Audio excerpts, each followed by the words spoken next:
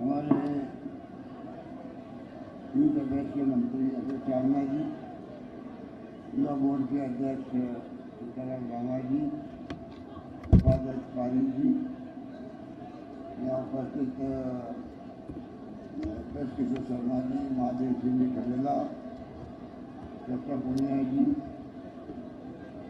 और गुलारा जी, पंकज मेहता जी, सतीश चौधरी जी, मुनीष चकरा जी, सेक्रेटरी, कन्या सुखनी सिंह जी, देवनाथ जी शर्मा, सुनील शर्मा जी, रुक्मानंद स्वामी, नीतीश कृष्णा जी, नरूका जी, सेक्रेटरी जिला परिषद एनसीसी नेहरू युवा केंद्र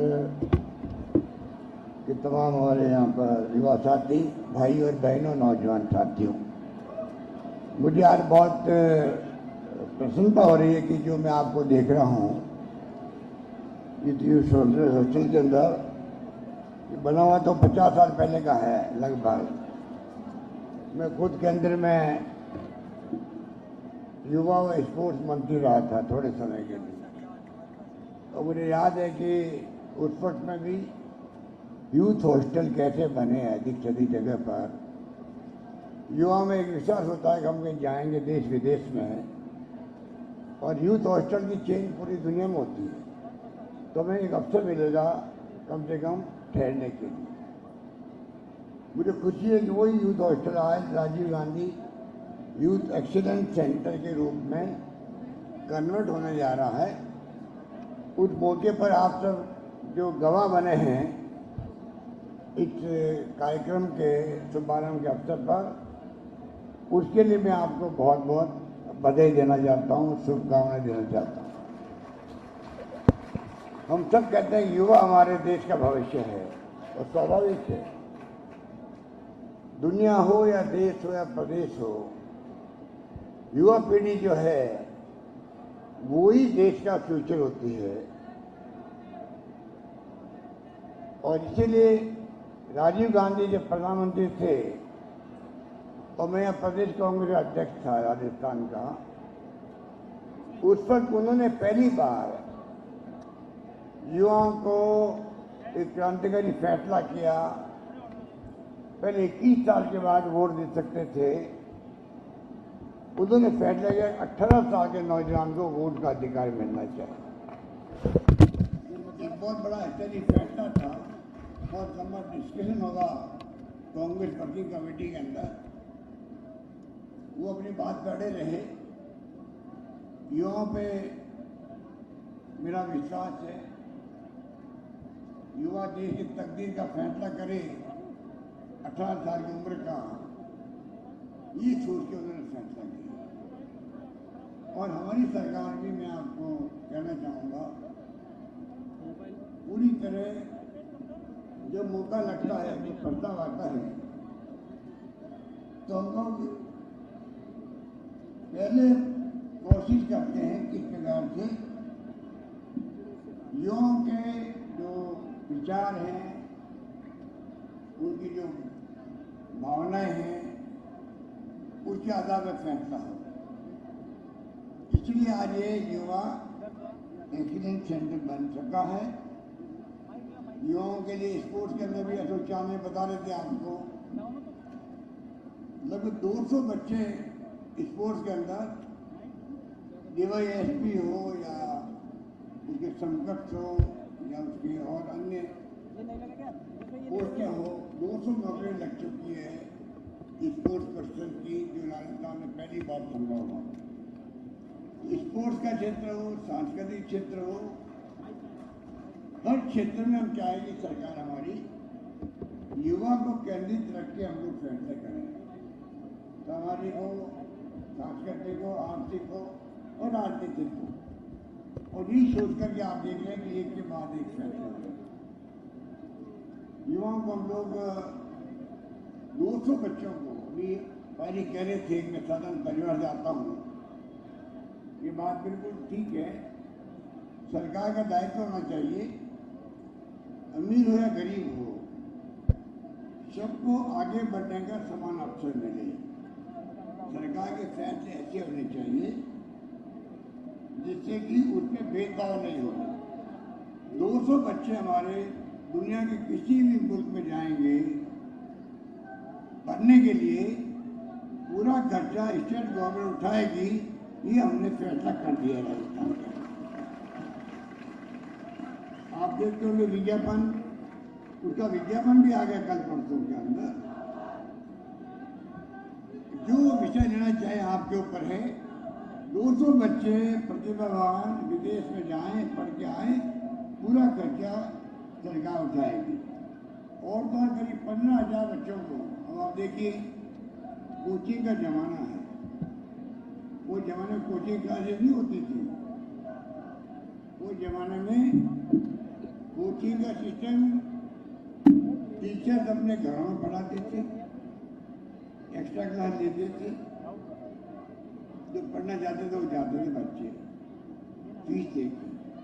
पिछले 20-25 साल से कोटा के अंदर जो कोचिंग हब बना है, उसके बाद में कोचिंग का एक रिवाज बन गया है। विभिन्न जिलों में बड़े बड़े कोचिंग सेंटर बन रहे हैं। जयपुर में हाउसिंग बोर्ड बड़ा कोचिंग का हब बनाने जा रहा है, जिससे तमाम कोचिंग की क्लासें वहाँ शिफ्ट हो जाए, जितने भी कोचिंग के इंस्टीट्यूट है वो। तो हमने आपको जाने खुशी होगी, 15,000 बच्चों को राजस्थान में 15,000 बच्चों की फ्री कोचिंग कराने की गारंटी भी सरकार ने ली है। ये मैं निवेदन चाहूँगा। इस प्रकार से डॉक्टर अम्बेडकर के नाम से डीपीटी होना शुरू करी है, जिससे कि 11-12 तक बच्चे हैं, उनको आर्थिक सहायता मिल सके। करीब 20,000 स्कूटी दे रहे हैं हम लोग बच्चों को, लड़के लड़कियों को, जो स्कूल जा सके, स्कूटी दे रहे हैं हम लोग। और अभी जो परीक्षाएं होती है तो उसमें रोडवेज का हमने फ्री ट्रांसपोर्ट रखा, जो जाते हैं अभ्यर्थियों के लिए। 26 लाख अभ्यर्थी थे। रोडवेज की बसें कम पड़ गई तो मैंने फैसला किया कि प्राइवेट को बसें हायर करो। एक भी बच्चा जो है वंचित नहीं रहना चाहिए, सबको रोडवेज की सुविधा मिलनी चाहिए। इस प्रकार से अनेकों काम आते लिए गए हैं। और मैं समझता हूँ कि अभी जो सीताराम लांबा अशोक चांदना जो कुछ सुझाव दे रहे थे, मैं आपको इस मौके पर कहना चाहूँगा, हम लोग प्रयास करेंगे। जो सुझाव मेरे पास आए हैं, आते रहते हैं, मैं बराबर कहता हूँ कि हमारे आप लोग मांगते मांगते थक जाओगे और मैं देते देते नहीं थकूंगा, ये मैंने कहा।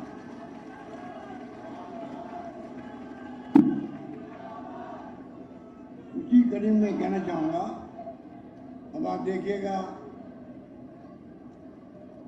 दिल्ली के अंदर 500 छात्र छात्राओं के लिए, अभ्यर्थियों के लिए जो दिल्ली जाते हैं, चाहे कोचिंग के लिए जाओ, चाहे वो और कोई काम के लिए जाओ, युवा कहाँ रुके? आज का होटल इतनी महंगी है, होटल में रुकना बड़ा मुश्किल काम है। 500 बच्चों के रहने के लिए हमने उदयपुर हाउस जो है वहाँ पे मैंने 300 करोड़ की लागत से वहाँ पर,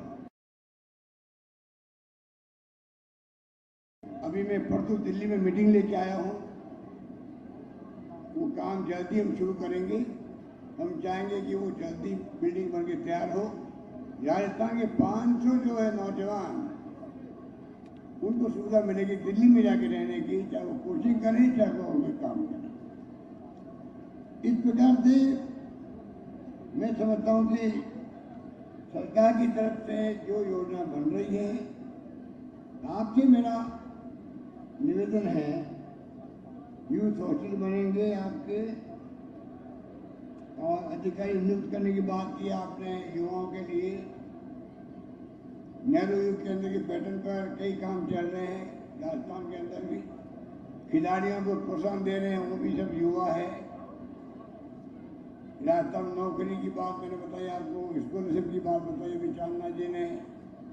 अभी ग्रामीण ओलंपिक खेल हो रहे हैं गांव गांव में, चाहे युवा है चाहे वो, उम्र में कोई फर्क नहीं होगा। परंतु मेरे ख्याल से 26 लाख लोगों ने रजिस्ट्रेशन करवा दी 26 लाख नौजवानों ने, और सबने मिलके वो खेलेंगे खेल एक साथ में।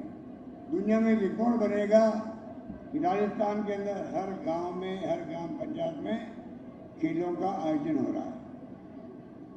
ये कोई मामूली बात नहीं है। प्रतिभाएं हमारी छिपी हुई है गाँव के अंदर, उनको मौका मिलेगा आगे आने का, खेलने का। ये मैं निवेदन कर सकता हूँ। इसलिए मुझे आपको इतना ही कहना है, अभी मैंने कॉलेज खोली है। 70 साल में कॉलेज बनी हुई थी 240 के लगभग, और मैंने अभी 3 साल में 211 कॉलेज खोल दिया आप लोगों के लिए। 211 कॉलेज खोल दिया।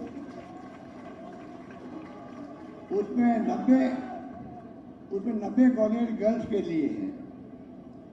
ये भी घोषणा कर दी कि गर्ल्स की कॉलेज जो है, जहाँ 500 लड़कियां पढ़ेगी गाँव में या कस्बों में, वहाँ उस स्कूल को कॉलेज बना दिया जाएगा।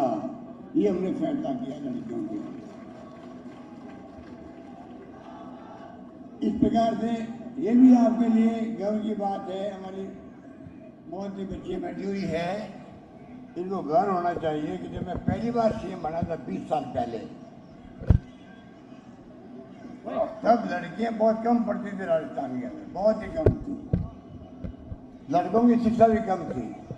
आज लड़कियों ने बाजी मार ली है, लड़कों से ज्यादा लड़कियां पढ़ रही राजस्थान के अंदर। ये मैं निवेदन करना चाहता हूँ। इस प्रकार से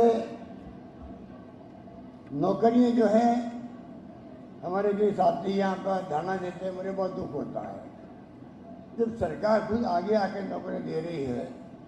ऐसा पहली बार हुआ है, अभी तक सरकार बनी तब से 1,25,000 नौकरी दी जा चुकी है। 1 लाख नौकरियों का प्रोसेस में है, चल रहा है काम, और 1 लाख की मैंने घोषणा की अभी 22-23 के बजट के अंदर। तो लगभग 3 लाख नौकरी, कुछ ओवरलैपिंग हो सकती है, लगभग 3 लाख नौकरियों की अभी तक घोषणा हो चुकी है, लग चुकी है, लग रही है, लगने जा रही है। तो आप सोच सकते हो सरकार की सोच क्या है। हम बड़े रूप में चाहते हैं राजस्थान के अंदर। अभी एक मांग उठी कि बच्चे जो राजस्थान के लिए आरक्षण कर दिया जाए। आरक्षण सुप्रीम कोर्ट के आदेश से हो नहीं सकता, परंतु कुछ राज्यों ने शुरुआत करी अभी है, तो वो सिर्फ अपने वहाँ के बच्चों को ही भर्ती देंगे। वो सुप्रीम कोर्ट की भावना के कहते हैं कि वो ठीक नहीं है। मैं उसको एग्जामिन करवा रहा हूँ। अगर ऐसी स्थिति बनी देश के अंदर, आप निश्चित रूप राजस्थान पहला राज्य होगा जो हमारे यहाँ के बच्चों का पूरा आरक्षण करेगा कि राजस्थान के बच्चों की नौकरी लगनी चाहिए। ये मैं इसलिए कह रहा हूँ आपको, क्योंकि सुप्रीम कोर्ट कहता है कि आप ये कर नहीं सकते। 1-2 राज्यों ने इसको फैसला कुछ किया है, क्यों किया है, कैसे किया है, वो मैं दिखवा के देखूंगा। तो मैं कुछ चाहूँगा कि आपके लिए ऐसा काम करें जो आप खुद भी याद कर सकें। बाकी मैं आपको एक विनम्र आह्वान करना चाहूँगा कि जो स्कीम हमारी है बजट के अंदर, अभी मैं उनको रिपीट नहीं करूँगा। आप अगर पढ़ें, ऑनलाइन पे, इंटरनेट पे है सब, थोड़ी स्टडी करें। आपकी स्टडी करने से लाखों गरीबों का भला हो सकता है। कई लोगों को पता ही नहीं है कि चिरंजीवी योजना क्या है, जिसमें 10 लाख का बीमा की बात की अभी अगर जानना जी ने आपको, जिसमें 5 लाख का बीमा एक्सीडेंट का भी है, जिसमें लीवर है, किडनी है, कोई बीमारी है, ट्रांसप्लांट करना, वो खर्चा सरकार चाहे 10 लाख के अलावा भी है, क्या 20 लाख खर्चा होगा तो सरकार देगी। उसका किडनी ट्रांसप्लांट कराएगी, हार्ट ट्रांसप्लांट कराएगी। अभी हुए 2 हार्ट ट्रांसप्लांट SMS के अंदर। ये तो परसों हुआ है। पूरा IPD OPD फ्री कर दी राजस्थान के अंदर। ये स्कीम पूरे देश के अंदर, सिर्फ और सिर्फ राजस्थान के अंदर पूरे प्रदेशवासियों का बीमा कर दिया गया।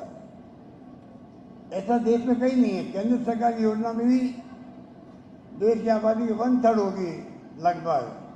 हमने पूरे प्रदेश के लोगों का, चाहे वो गरीब है, अमीर है, कुछ भी है, उन सब का 10 लाख तक इलाज फ्री किडनी और हार्ट और ये जो बीमारी होती है उसके लिए अलग खर्चे हैं। कोई कमी नहीं रख रहे हम लोग, इतनी स्कीमें हैं। अब आपके ऊपर है कि आप जो गांव से भी आते हैं, शहर में भी रहते हैं, गली में, कोने में, कच्ची बस्ती में कोई गरीब आदमी अनपढ़ है या उनको ध्यान नहीं है, वो जानकारी के अभाव के अंदर वो फायदा उठा नहीं पाता सरकारी योजनाओं का। उसमें मैं समझता हूँ, मैं युवा पीढ़ी से आह्वान करूँगा, क्योंकि इतनी आप बड़ी संख्या में बैठे हुए हैं, गर्मी लग रही है आपको, पंखा हिला रहे हो आप लोग अपने पुस्तक से, मुझे लग रहा है कि आप कोई एक आदमी उठ नहीं रहा है। इसके मायने हैं कि सीताराम लांबा ने, चांदना ने जो प्रोग्राम किया है यूथ एक्सीलेंट का सेंटर बनाने का, इसमें युवाओं को बेहद खुशी हो रही है। आपका कमिटमेंट है युवाओं के साथ में, इसलिए मैं आपको बधाई देता हूँ। और एक बात मेरे दिमाग में अभी अभी आई है, बैठे बैठे आप लोगों को, आप उत्साह को देखते हुए, कि क्यों नहीं मैं कोशिश करूं। अभी चांदना जी, लांबा जी कह रहे थे पूरे प्रदेश में जाके हम समाज कर रहे हैं नौजवानों से। अगर आप समाज करोगे, समाज से जो बातें निकल के आएगी, सुझाव आएंगे आपके, देश के किसी भी राज्य में युवाओं के लिए स्कीमें बनी हुई है, युवाओं के लिए, नौजवानों के लिए, उसकी आप अलग स्टडी कर लें। पूरे देश के किसी भी राज्य में जो स्कीम बनी हुई है उसको स्टडी कर लीजिए, प्रदेश के युवाओं में समाज करें आप, उसमें आपको क्या फीडबैक मिलता है। अगर आप मुझे कॉन्क्रीट सुझाव देंगे तो इस बार हमने किसानों के लिए अलग बजट पेश किया है। तो अलग बजट पेश करने की मैं बात नहीं करता हूँ, पर युवा केंद्रित बजट पेश करने का मैं प्रयास करूंगा राजस्थान के अंदर, ये जिसमें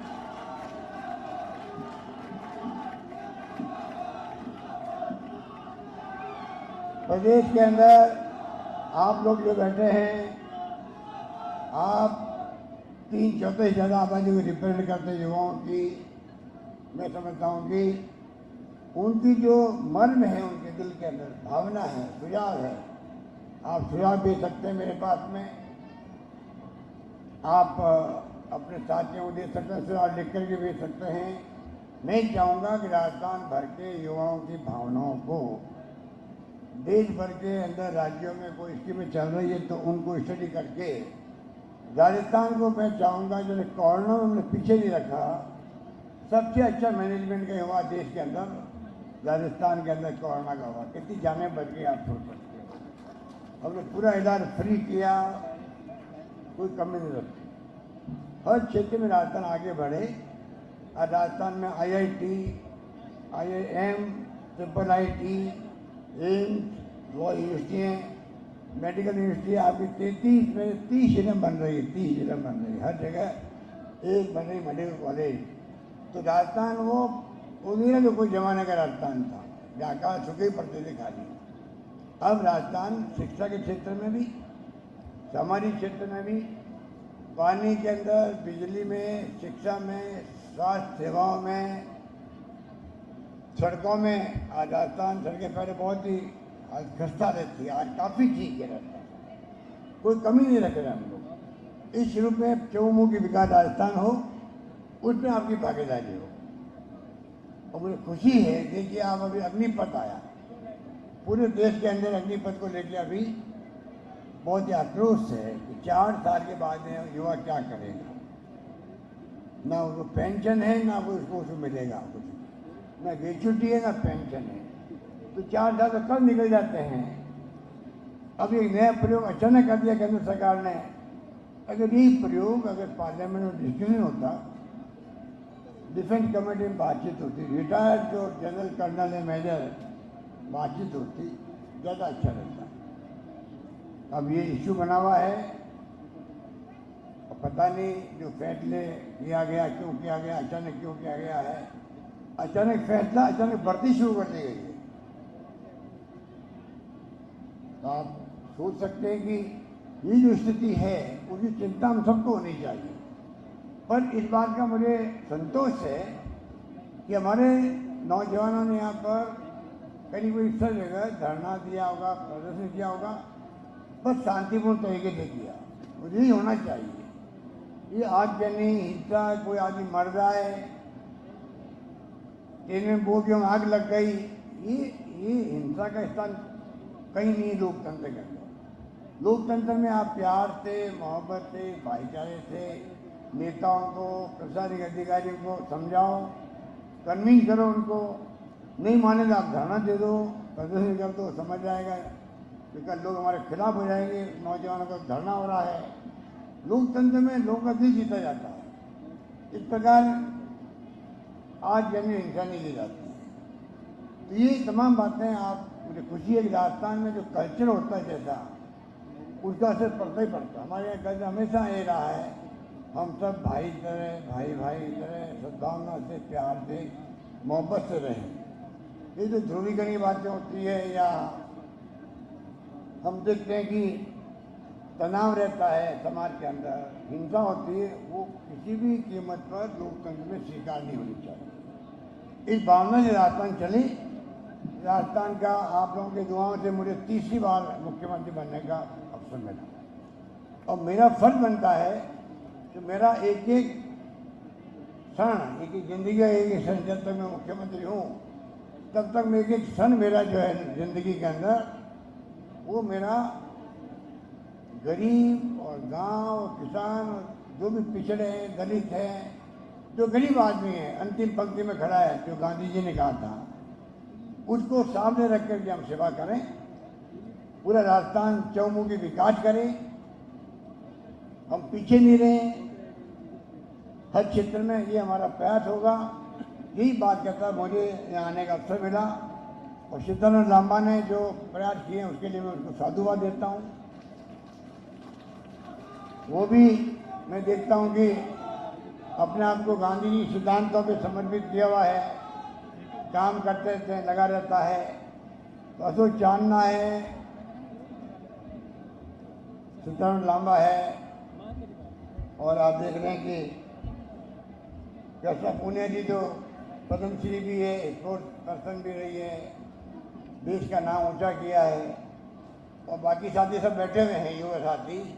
ये तमाम लोगों में दमखम है राजस्थान के अंदर लीडरशिप देने का। और मैं उम्मीद करता हूँ कि अच्छी लीडरशिप जो अनुशासित हो, जो कमिटमेंट वाली हो, प्रतिबद्धता होना जरूरी विचारधारा के साथ, जो देश सेवा का जज्बा रखता हो, जो संवेदनशील हो,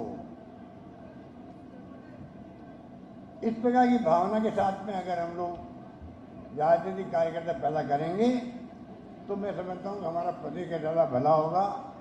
हम अच्छी लीडरशिप को आने वाले वक्त के अंदर प्रदेश अच्छी कमिटमेंट लीडरशिप के हाथों में सुरक्षित रहे, ये हम सबकी भावना होनी चाहिए। उसी तरफ हमारा प्रयास रहेगा। यही बात कहता मैं अपनी बात समाप्त करता हूँ। धन्यवाद। जय हिंद। धन्यवाद।